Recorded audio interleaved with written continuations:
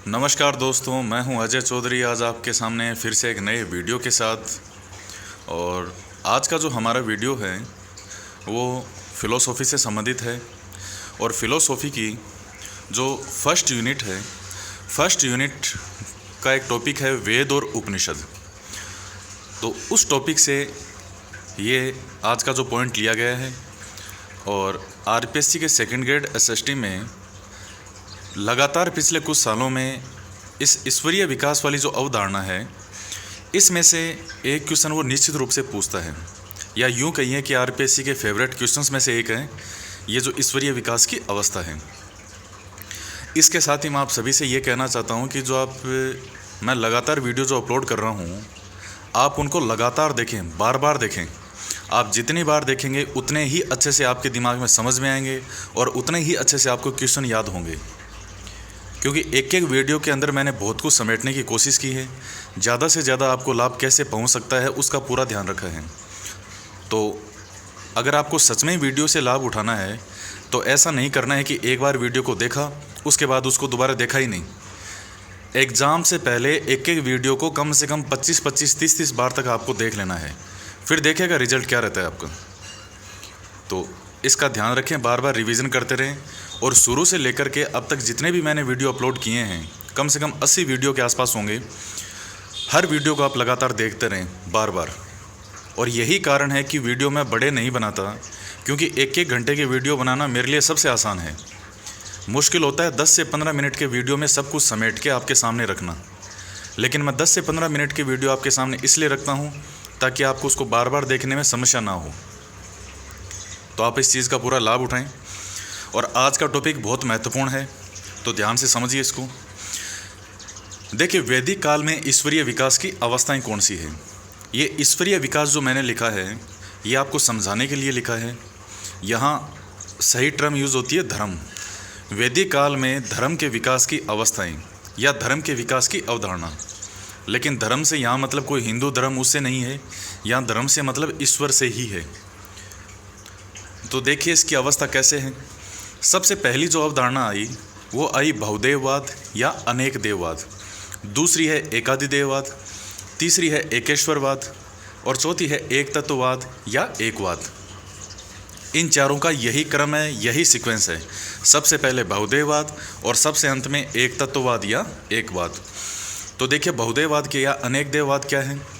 जैसा कि नाम से क्लियर है, बहुदेववाद में एक ही अवसर पर अनेक देवताओं की सत्ता को स्वीकार करना। देखिए प्रारंभ में मनुष्य वनों में रहता था। आर्य जो थे तो वेदों की रचनाएं वगैरह आर्यों ने की है सभी ने। 1500 से 600 ईसा पूर्व के बीच में सारे वेदों की जो लगभग रचनाएं हुई हैं, आर्यों का काल वही माना जाता है, वैदिक काल माना जाता है उसको। तो प्रारंभ में मनुष्य ने क्या किया, जो भी प्राकृतिक शक्तियाँ थी, प्राकृतिक शक्तियों से मतलब है सूर्य हमें रोशनी देता है, ये सूर्य रोशनी दे रहा है, ये पानी बह रहा है, पानी हमारा जीवन है, पेड़ पौधे हैं, ये सब प्राकृतिक शक्तियाँ मानी जाती है। वायु ये प्राकृतिक शक्ति है, अग्नि प्राकृतिक शक्ति है। तो शुरू में मनुष्य इन प्राकृतिक शक्तियों से इतना प्रभावित हुआ कि उसने इन्हें देवता का स्थान दे दिया। देखिए देवता जो बना है वो दिव्य धातु से बना है, और दिव्य का मतलब होता है देना। अर्थात जिससे भी हमें कुछ प्राप्त हुआ किसी भी प्राकृतिक शक्ति से, हमने उसको देवता का रूप दे दिया, देवता बना दिया। जैसे अग्नि है तो अग्नि, आप आग जानते हैं कि हमारे जीवन के लिए कितना महत्वपूर्ण है, हमने अग्नि को देवता बना दिया। सूर्य के बिना हमारा जीवन नहीं चल सकता, हमने सूर्य को देवता बना दिया। पृथ्वी जो हमारा भार ढोती है, हमने उसको देवता बना दिया। वरुण जो आकाश का देवता है, वरुण को देव बना दिया, क्योंकि आकाश सबको ढकता है ऊपर। जल कितना महत्वपूर्ण आप जानते हैं, जल को हमने देवता बना दिया। तो इस प्रकार से बहुत सारे देवी देवता हैं जिनसे हमें कुछ भी प्राप्त हो रहा था और हमने उसको देवता बना दिया। तो प्रारंभिक अवस्था जो है वो कहलाती है बहुदेववाद या अनेक देववाद। यानी प्रारंभ में मनुष्य ने अनेक देवताओं की सत्ता को स्वीकार किया। इस सिद्धांत को हम क्या कहेंगे, बहुदेववाद। नेक्स्ट आता है एकाधिदेववाद। अब देखिए जो एकाधिदेववाद का सिद्धांत है, अगर एक बार के लिए मैं आपसे कहूँ कि इसका अर्थ क्या होगा, तो हो सकता है शायद आपके दिमाग में है कि एक से अधिक देवता। नहीं, बिल्कुल नहीं। एकादि देववाद का मतलब यह होता है कि अवसर विशेष पर किसी एक देवता को सर्वोच्च मानना और अन्य देवताओं को गौण स्थान पर रख देना। जैसे एग्जाम्पल के लिए आप समझिए कि सोमवार को हम किसकी पूजा करते हैं? शिव जी की करते हैं। तो शिव जी की मंडे को पूजा करते हैं, तो इसका मतलब ये नहीं है कि बाकी देवता जैसे हनुमान जी, गणेश जी, हमने उनको मानना ही बंद कर दिया, उनका अस्तित्व समाप्त हो गया। नहीं, सोमवार को शिव जी सर्वोच्च अवस्था पे हैं, सोमवार को शिव जी की पूजा की, बाकी देवता गौण स्थान पर चले गए। मंगलवार को इन्हीं गौण स्थान वालों में से हनुमान जी ऊपर आ जाएंगे और बाकी शिव जी, गणेश जी, बृहस्पति जी, संतोषी माता सब गौण स्थान पर चले गए। बुधवार को गणेश जी ऊपर आ जाएंगे, बाकी देवता गौण स्थान पर। शुक्रवार को संतोषी माँ है, वो ऊपर आ गई, बाकी देवता गौण स्थान पर। यानी किसी अवसर विशेष पर किसी एक देवता को हमने सर्वोच्च मान लिया और बाकी देवताओं को गौण स्थान पर रख दिया। उस सिद्धांत को कहा क्या जाता है? उसे कहा जाता है एकादि देववाद। और एक वेस्टर्न थिंकर वे हैं मैक्स मुलर। मैक्स मुलर ने इस एकादि देववाद को हीनोथिज्म कहा है। ये बहुत इंपॉर्टेंट क्वेश्चन है, very very important. Max Muller ने इस एकादि देववाद को क्या कहा है? हीनोथिज्म ही कहा है। अब आपसे पूछे कि हीनोथिज्म का मतलब क्या होता है, तो यही मतलब है हीनोथिज्म का। बस हमने जिसे एकादि देववाद का, मैक्स मुलर ने उसे हीनोथिज्म का, दोनों का एक ही अर्थ है। नेक्स्ट हम बात करते हैं एकेश्वरवाद के बारे में। देखिए, जैसे जैसे मनुष्य का समय निकलता गया और जैसे जैसे उसकी समझ बढ़ती गई, तो उसने ये देखा कि पहले मैं अनेक देवताओं को मान रहा था, अब अवसर विशेष पर किसी एक को मान लिया, बाकी को गौण स्थान पर रख दिया। तो फिर उसके धीरे धीरे ये समझ बढ़ी कि हम चाहे मंदिर में रहने वाले को भगवान कहें, मस्जिद में रहने वाले को अल्लाह कहें, चर्च में रहने वाले को चाहे ईसा कहें, गुरुद्वार में रहने वाले को चाहे गुरु ग्रंथ साहिब कहें, सबके केवल रूप अलग अलग हैं, सबका मालिक एक है, एक ही ईश्वर है। ये सिद्धांत क्या कहलाता है? ये कहलाता है एकेश्वरवाद। यानी एक ही ईश्वर की सत्ता को स्वीकार करना, एक ही ईश्वर के अस्तित्व को माना, एक ही ईश्वर को स्वीकार करना। ये सिद्धांत क्या कहलाएगा? ये कहलाता है एकेश्वरवाद। तो देखिए, जो एकेश्वरवाद है ये एक ही ईश्वर को मानता है। सबसे पहली चीज़ ये आपको ध्यान में रखनी है। दूसरा है, एकेश्वरवाद के अंदर ज्ञाता और ज्ञेय के मध्य भेद बना रहता है। अब ये ज्ञाता और ज्ञेय क्या होता है? आप यही समझिए भगत और भगवान। जैसे मान लीजिए वो ऊपर भगवान है, ये भगवान है मान लीजिए, और मैं भगत हूँ, मैं यहाँ हूँ, मैं उस ईश्वर की पूजा करता हूँ ताकि उसकी मुझ पर कृपा बनी रहे, मुझे मुक्ति मिल जाए, मोक्ष मिल जाए। यानी ईश्वर और मैं दोनों अलग अलग हैं। देखिए, जो लाइन बोल रहा हूँ एक एक वर्ड पर आपको गौर करना है। ईश्वर और मैं जो हैं, हम दोनों अलग अलग हैं, यानी ज्ञाता और ज्ञेय, हम दोनों में भेद बना हुआ है, ये भेद समाप्त नहीं हुआ है। ये एकेश्वरवाद की मेन चीज़ें हैं। यानी मनुष्य ने अपने स्वार्थ के अनुसार बहुत सारे देवताओं को स्वीकार कर लिया। किसी ने कोई मंदिर में किसी ने भगवान बना दिया, किसी ने अल्लाह बना दिया। यानी हम मनुष्यों ने अपने अपने हिसाब से हमारे जो ईश्वर हैं उनको ढूंढ लिया, उनको बना दिया। तो सबका मालिक एक ही है, एक ही ईश्वर है। अब देखिए, उसके बाद मनुष्य की मस्तिष्क का, उसकी समझ का विकास और हो रहा है और उसने अंत में एक तत्व को स्वीकार कर लिया। यानी एक ही तत्व की सत्ता को स्वीकार करना, इसी एक तत्ववाद को एकवाद कहा जाता है। ये दोनों एक ही नाम हैं, इनमें आपको कंफ्यूज नहीं होना है। तो देखिए, मैं इन दोनों में डिफरेंस बता दूं आपको। यही दोनों कंफ्यूज करने वाली चीज़ होती है, एकेश्वरवाद और एक तत्ववाद। क्वेश्चन कैसे आएगा? अब देखिए, क्वेश्चन में पूछा क्या जाता है, उसकी लाइन को ध्यान से समझना है।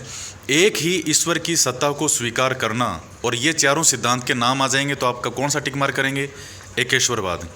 एक ही तत्व की सत्ता को स्वीकार करना तो आप करेंगे एक तत्ववाद। इसी एक तत्ववाद की जगह वो निरपेक्ष ब्रह्म भी लिख सकता है, कोई बड़ी बात नहीं है, इसको निरपेक्ष ब्रह्म भी कह देते हैं। इसे वो निरपेक्ष सत्ता भी लिख सकता है, एक तत्ववाद को। इसी निरपेक्ष सत्ता को वो शुद्ध सत्ता भी लिख सकता है, कोई बड़ी बात नहीं है इसमें। निरपेक्ष ब्रह्म लिख सकता है, एक तत्व आ जाए, एकवाद आ जाए, निरपेक्ष सत्ता आ जाए, निरपेक्ष ब्रह्म आ जाए, शुद्ध सत्ता आ जाए। सब एक तत्ववाद ही है।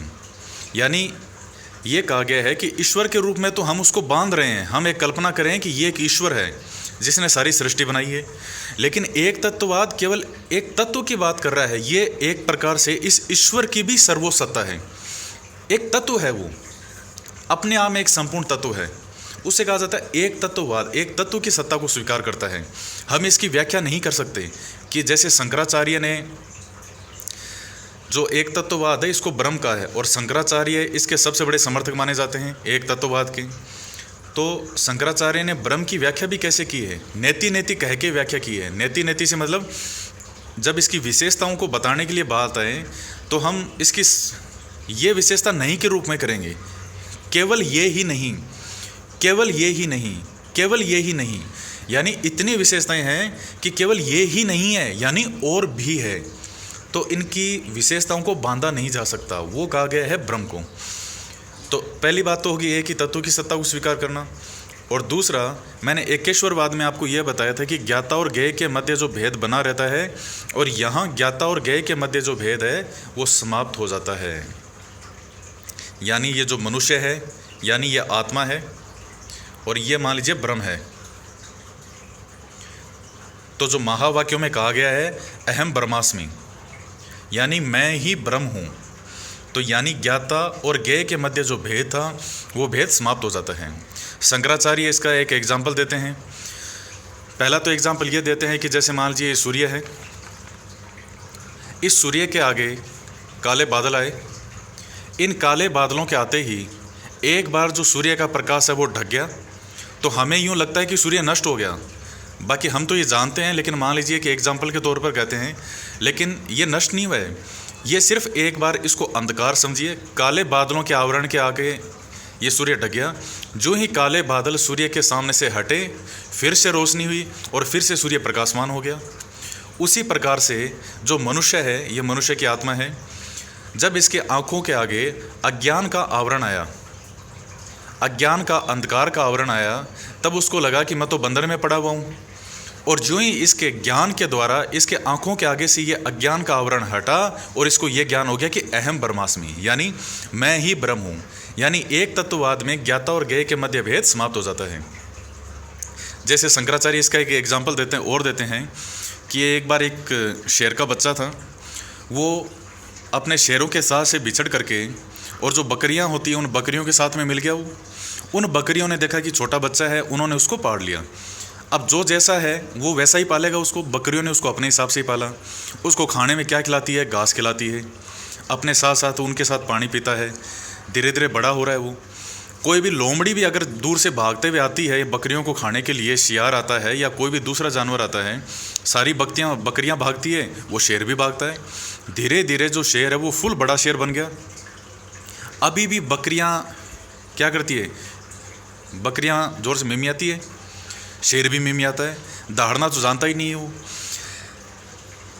कोई भी जानवर आया बाकी बकरियों के साथ वो भी भाग रहा है। धीरे धीरे समय निकलता गया। एक बार एक बूढ़े शेर ने देखा, जब वो खाने के लिए बकरियों को आया तो उसने देखा कि बाकी बकरियां भाग रही है, इनके साथ ये शेर क्यों भाग रहा है।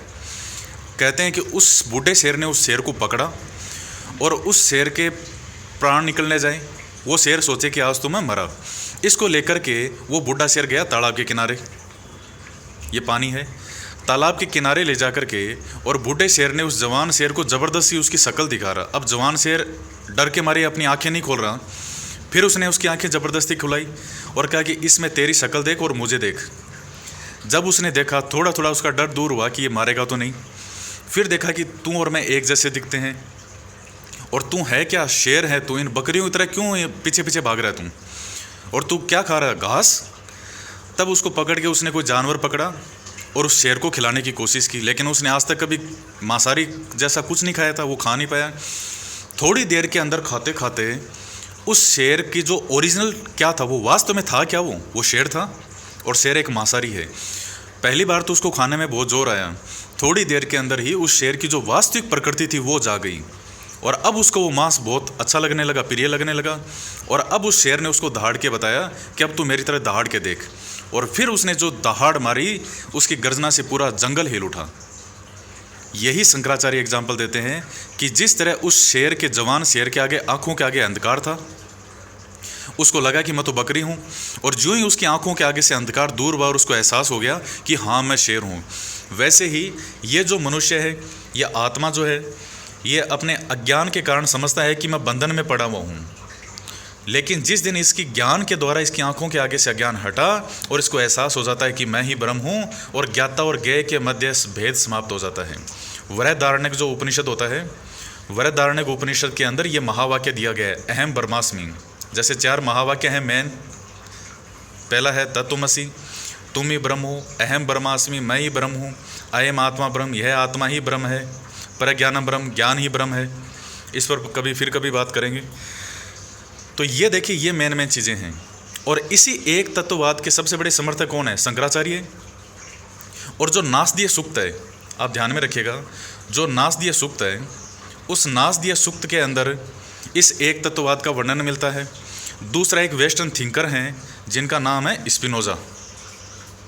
स्पिनोजा ने इसी एक तत्ववाद को एक नाम दिया है और जिसका नाम है सर्वेश्वरवाद। सर्वेश्वरवाद से मतलब है सब कुछ ही ईश्वर है, यानी ये मार्कर ईश्वर है और ईश्वरी मार्कर है। ये जो ब्लैक बोर्ड है, ये बोर्ड ईश्वर है और ईश्वरी बोर्ड है, यानी उनके लिए हर चीज़ ईश्वर है।